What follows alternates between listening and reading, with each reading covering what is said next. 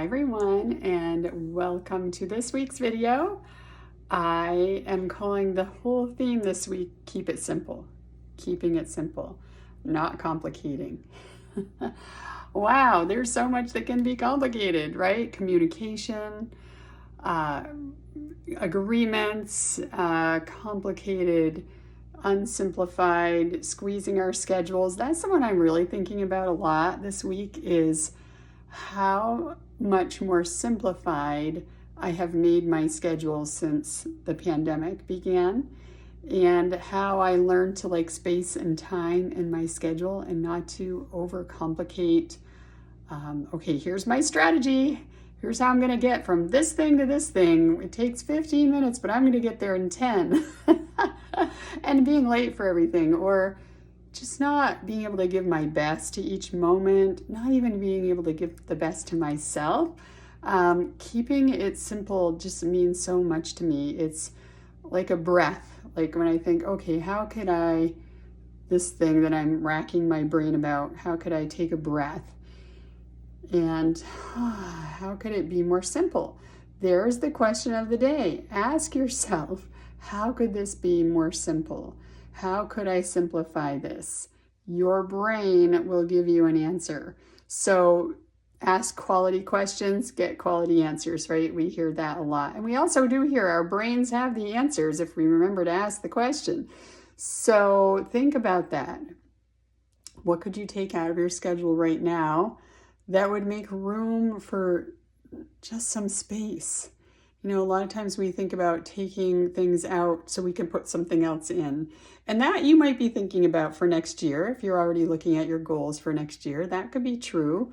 But for the next few weeks through the holidays, tends to get busy, not just holiday-wise, but it's the end of the year and maybe projects have deadlines and there are lots of things going on, and maybe some get-togethers or parties or things that you do. I can feel my shoulders going up as I say all that. So, okay, what's really necessary this year? What is going to make my year complete, and what can wait until later?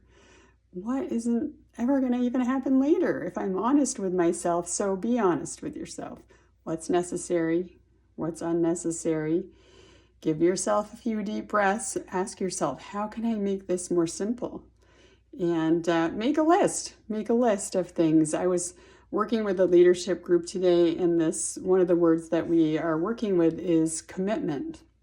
And I was listening to one of the great participants, great leaders, talk about commitment and working on that. And it really lit this spark off in my head to think, what am I committed to right now? I think we've talked about this in the past, but it's been a while. And it was a good call for me to think about, okay, what am I committed to right now? I need to sit down. I want to sit down and make a list of all the current things I think I'm committed to. And then start to really look at, and which ones do I really want to be committed to right now? It doesn't mean never, it just means right now. So simplify that list, simplify. I just got asked to be on a board of a place I really love, and I had to think about it. And I looked at my schedule and I thought, I just can't do this a good service. And so I had to say no for now. I said, no, not right now, but maybe if you keep the door open in the future, we can reconsider. And they said yes. So anyway, just think about right now. Okay, what's happening the rest of this year? What do you want? What's necessary? What's unnecessary?